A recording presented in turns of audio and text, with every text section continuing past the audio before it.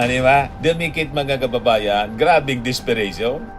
Alam naman po ni Lisa Marcos kung gaano niya nilalait yung kanyang pamilya, kanilang pamilya. Lumapit at bumulong-bulong. Nais pa tado, tumayo siya.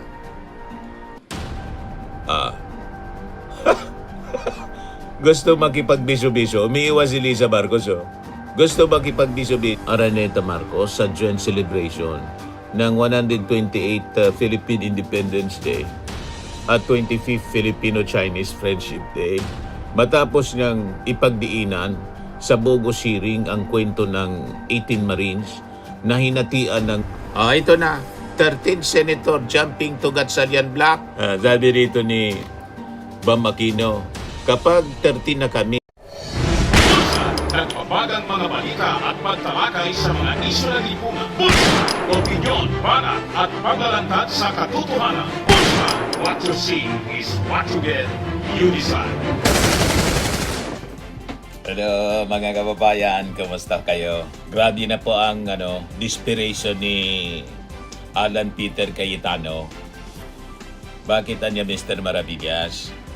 Kahapon mga kababayan, naispatan si Alan Peter Cayetano doon sa okasyon ng Filipino-Chinese Chamber sa SMX sa Pasay City. Talagang dumikit po si Alan Peter Cayetano kay Lisa Marcos. Kinukumbinsi siguro para manatili siya mga kababayan bilang Senate President na gustong magkipaghati mga kababayan sa pagpirma sa mga communications ng Senado. Hindi po pumayag siya, si Win Gatchalian. Ba't naman makikipaghati sa iyo? Ano ba? Dumikit mga kababayan, grabing desperation. Alam naman po ni Lisa Marcos kung gaano niya nilalait yung kanyang pamilya, kanilang pamilya. Diba? Ayan, bumubulong-bulong mga kababayan si Alan Peter Cayetano. Ito yung ambassador ng China. Ito si Lisa Marcos. Si Alan Peter Cayetano. Dumikit. Bumubulong-bulong mga kababayan. Nasa kabilang upuan siya. Doon sa kabila ng ambassador. Talagang tumayo siya at pumunta. Hindi man siya pinapansin ni Lisa Marcos. Pareha sila imbitado. Talagang tumayo siya mga kababayan para lumapit at bumulong-bulong kay Lisa Marcos. Malinaw na desperation. Yan Ayan si Alan Peter Cayetano. Tumayo siya. Nandito si Lisa Marcos banda. Talagang tumayo siya para lumapit at bumulong-bulong. Ayan. Nais pa tado. Tumayo siya.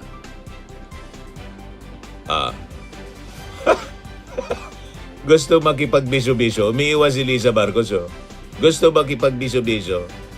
At nakikipag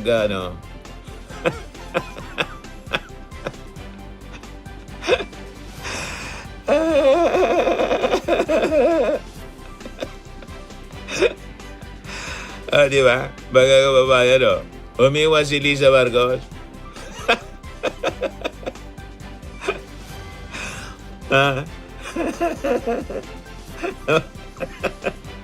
Pero talagang insistido siya. Bumalik mga kababayan at tinabihan. Ito.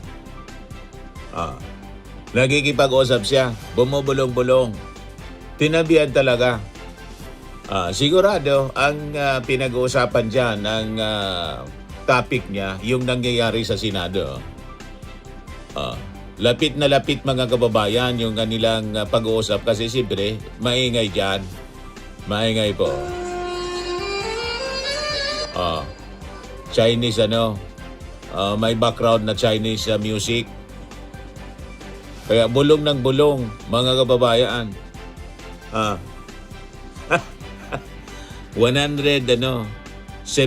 27 Philippine Independence Day and 51st anniversary ng Philippine-China Diplomatic Relations sa SMX Convention Center, Pasay City kahapon.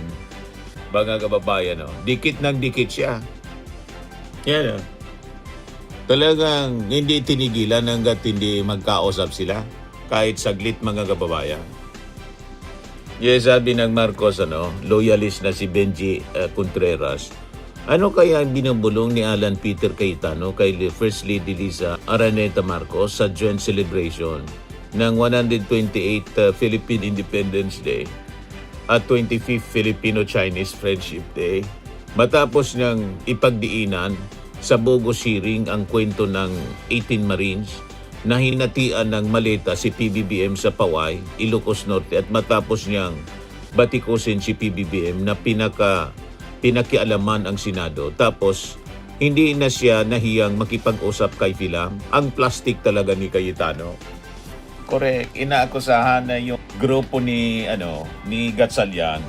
Senado daw ng Malacanang at sila yung Senate of the People, the Republic of the Philippines. At yung Blue Ribbon Committee di Absueldo tao. Di Absueldo. Talaga niya, Mr. Maravillas, makapal. Kinapalan yung mukha kasi alam niya, hindi na po siya magtatagal. May tumalo na. Ito na. 13 Senator jumping to Gatchalian block. Sabi rito ni Bam Aquino, kapag 13 na kami, which we are predicting will be very soon, at nag-special session, mapo-formalize na yung pag-elect ng bagong Senate President.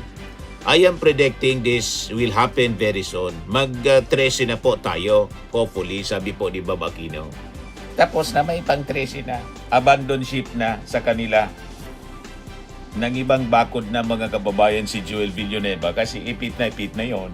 Tulad ni Chis Escudero. Di ba? Ipit na. At least man lang gumaan-gaan mga kababayan yung kanilang penalty. Hindi man lang sana plunder. Di ba? Kung ibabalik nila siguro, makipag-negotiate, ibabalik nila yung mga na kickback. Pero kung hindi man pa pwede. Susunod sila kay matigas ang ulo ni Jinggoy. O di sige. Anyway, sanay na siya. Si Jinggoy paulit-ulit na lang na nasa kulungan. Sanay siya na maging kakusa. Pero ito, first time, si Joel Villanueva saka si Chis Escudero. Sabi ko nga mga kababayan, si Chis Escudero, sayang si Hart. Tapos si Joel Villanueva, matutulad siya kay Kibuloy. Di ba? Si Joel Villanueva, pastor ng GIL. Mga kababayan, yung church nila, Jesus is Lord Church, matutulad kay Kibuloy. In-advisean siguro ng kanyang tatay. Makipag-usap ka na lang niya. May nakikba ka niya. Kung may nakikba ka, ibalik mo na lang. Kaysa makulong ka, kahihiyan. Totally destroyed yung kanilang church. Di ba, mga kababayan? Nakatayaan niya dito yung ating reputasyon, yung ating kabuhayan, yung pagiging pastor niya. Magiging akusa siya ni Jinggoy. Na pag-isip-isip siguro, magipag-usap ka na lang niya. Tagindihan niya, sama-sama kayo niyan. Pati si Sara Duterte. Si Sara niya, pag inakwit ninyo, may plunder din. Makukulong. Di sama-sama kayo. Baka nakapag-isip-isip, mga kababayan itong si Joel Villanueva. Kaya ito na po ang balita ngayon. 13 Senator jumping to Gatchalian block. While there is no confirmation yet, Senator Joel Villanueva is believed to be among the senators eyeing to join the new majority. Acting Senate President Sherwin Gatchalian sa block may have already secured the 13th vote necessary to officially cement its control over the chamber. Sabi po ni Senator J.B. Ejercito kahapon.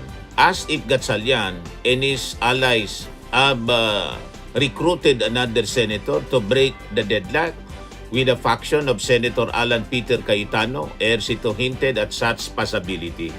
Tapos na, kaya yung desperation mga kababayan ni Alan Peter Cayetano, kitang-kita. At kinausap na niya si Lisa Marcos, believing na si Lisa may impluensya. May impluensya man talaga siguro niya Mr. Maravillas. Malamang kasi kung walang impluensya, hindi niya kinausap. Diyan niya Mr. Maravillas, talagang kino-confirm mo na may impluensya si Lisa Marcos. Lahat man pong First Lady, may impluensya. Alam nga naman walang impluensya yan. First Lady ka.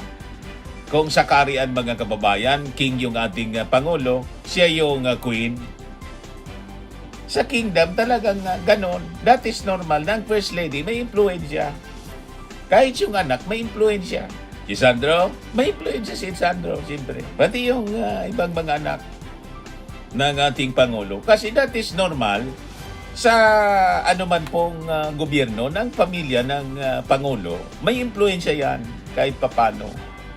Lalo na yung asawa. Kabiyak, di ba?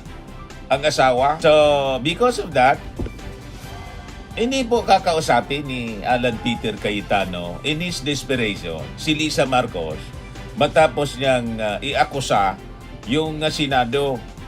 Mga kababayan, yung black ni Win Gatchalian na senador ng Malacanang. O di ba mga kababayan? Kinain ngayon ni Alan Peter Cayetano yung lahat niyang mga sinabi. Yan kasi daldal ng daldal. O ito, mga kababayan, yung hindi na dito mapalagay si Cayetano. Kumukuha siya ng timing na makasingit kasi katabi ni Lisa Marcos yung ambassador ng China at may katabing ibang tao. 'Di ba? So dito siya uupo. So, si Cayetano, mga kababayan, tingnan ninyo, hindi mapalagay. Tinitingnan-tingnan na may mabakante dito. Ayan, tinitingnan-tingnan niya. Si Lisa Marcos. So, naghihintay siya ng timing paano makasingit na makabulong-bulong. Ayan, kita rin niya. Kitang-kita. At nang makakita siya ng timing, ayun na, dumikit na po kay Lisa Marcos. Ito na yung kasunod ng video. Bigla na siyang tumayo. Mga babayan, makakita ng timing. Ayan, bumulong-bulong siya. Gusto makipagbiso-biso kay Lisa Marcos. Umiwas si Lisa Marcos. Hindi, ayaw niya makipagplastikan dyan sa traidor na yan. Bumalik siya doon. Then, naghintay siya uli ng timing. At nang makakita ng timing, dumikit na po. Ito na siya. Bumubulong-bulong na siya.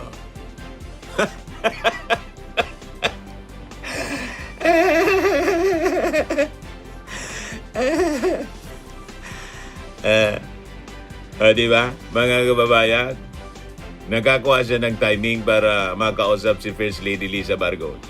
Kapal talaga niya, Mr. Maravillas, yung pagmumuka. Talagang napakapal. Kala niya, makukumbinsi niya. So, sabi dito sa balita, mga kababayan, sabi ni JB Ejercito, we don't know, maybe anything can happen. With these thin numbers, no knowledge yet. Ejercito maintained that Marcos understands constitutional boundaries and prefers to leave the internal reorganization to lawmakers. To my knowledge, President Marcos respects the Senate because he had served here and he knows how the Senate behaves. He knows the characters, paliwanag ni JB Ejercito. Instead of relying on Malacanang to break the gridlock, Ejercito is urging his warring colleagues to step back from political brinkmanship. I'm making this appeal, Anya. I'm saying I hope we forgo our personal differences. Let us save the institution more than anything. So yan mga kababayan, ang mga developments ngayon. So malamang it is just a matter of time. Pag pinatawag yung special session, siyempre, ngayon kasi naka-break yung Senado, sinidiye. Special session, yun na yung pagkakataon mga kababayan na matapos na po itong kaguluhan. And siguro naman, naka-decide na po itong si Joel Villanueva na susunod na tatawagin ng mga DDS na masahol pa sa hudas. O di ba, mga kababayan? Pero anong tawag ninyo kay Alan Peter Cayetano na nakipag-usap kay First Lady Lisa Marcos? Ano tawag ninyo sa kanya? Ngayon, may breaking news kanina na yung Senado daw is under threat. Acting Senate President Win Gatchalian said authorities including the National Bureau of Investigation have relayed intelligence reports about possible threats to the Senate, prompting tighter security measures. Senator Tito Soto on alleged security threat in the Senate, the threat is a clear and present danger. Therefore, serious considerations must be taken. Kaugnay nito, sinabi ni Gatchalian na makikipagpulong siya ngayong araw sa Senate Executive Committee kasama ang Sergeant at Arms upang maikasa ang mga kinakailangang security adjustments. Ayon sa kanya, ang prioridad niya ngayon ay ang seguridad nilang lahat ng mga senador at maging lahat ng mga empleyado ng Senado. Anya, sa kabila ng bantang ito, titiyakin nilang magiging maayos at ligtas ang kanilang work environment. Sa isa namang interview, tumanggi ang senador na sagutin kung mayroon bang kaugnayan ang bantang ito sa ginawang emergency meeting kamakailan sa Camp Crame tungkol sa posibleng pag-atake sa Malacanang sa June 12. Pero anya, ang alam lang niya ngayon, tuwing mayroon mga intelligence information katulad nito, ay dapat itong seryosohin. Alam na mga kababayan ko, saan kampo galing ang threat kasi ang gusto nila i-disrupt yung operation ng Senado. Ginugulo talaga nila yung Senado para po, mga kababayan, yung sinasabi natin, masabotahe po yung impeachment ni Sara Duterte. Kaya ginugulo nila yung Senado ngayon. Wala man ibang rason. Kaya itong mga banta, may relasyon ito doon sa pinipilit nilang i-disrupt para hindi po matuloy ang impeachment trial. Ganon lang yon. Ready na po yung House prosecutors.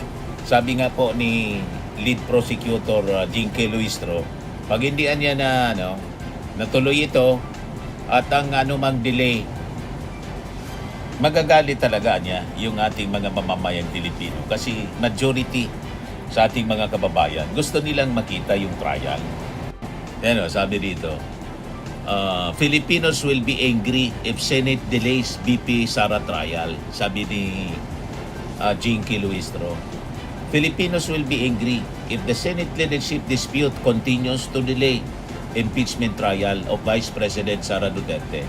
Prosecution panel warned as they call for the proceedings to move forward without further obstruction. Ayon kay Jinky Luistro, the public has waited long enough for answers to allegations involving threats, confidential funds, bribery, and unexplained wealth.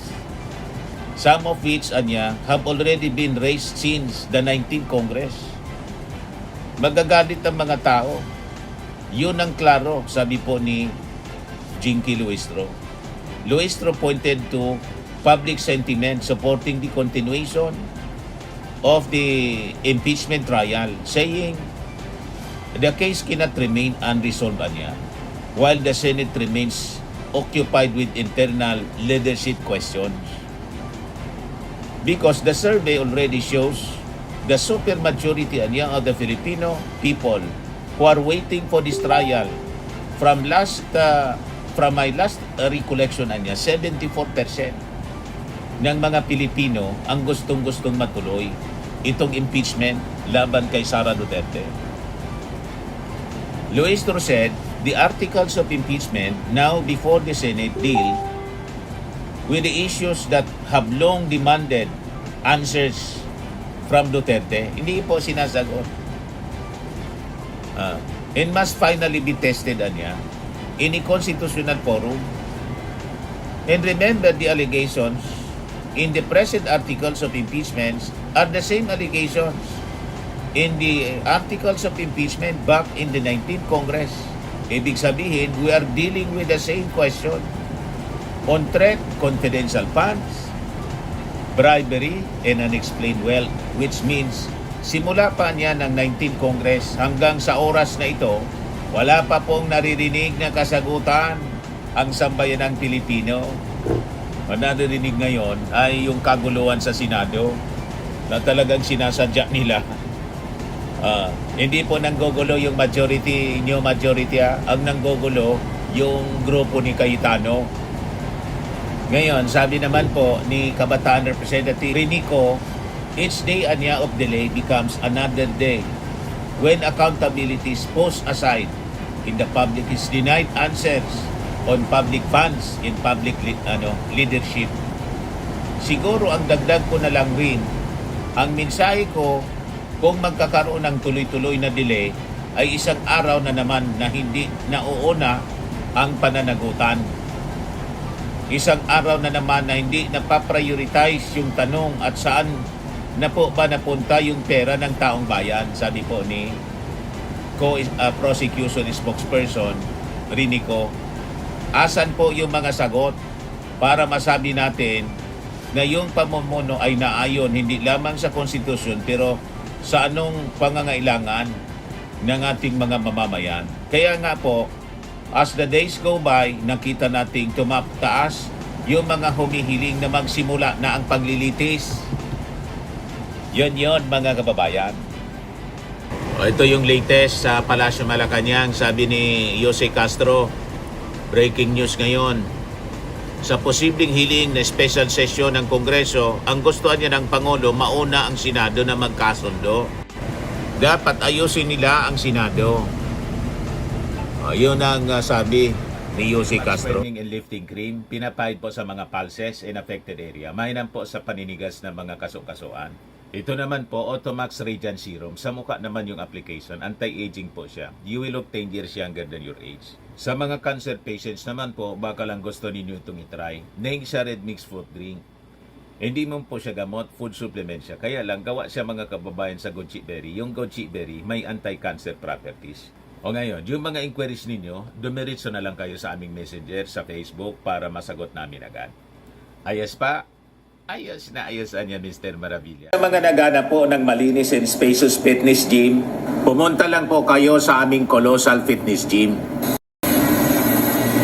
May Grab car rental din po kami. But anyway, ito po pala yung aming bagong product na binibenta online. I am worldwide amazing pure organic barley powdered drink mix from Australia. Negosyo to ng aking anak na architect entrepreneur Riz Maravillas. Ayan po. Kontakin na lang po ninyo siya, Riz Maravillas on Facebook. Ang mga health benefits niya, boost immunity, improves digestion, enhance energy levels, packed with antioxidants, prevent cancer. Ito naman po yung bago naming product na binibenta online.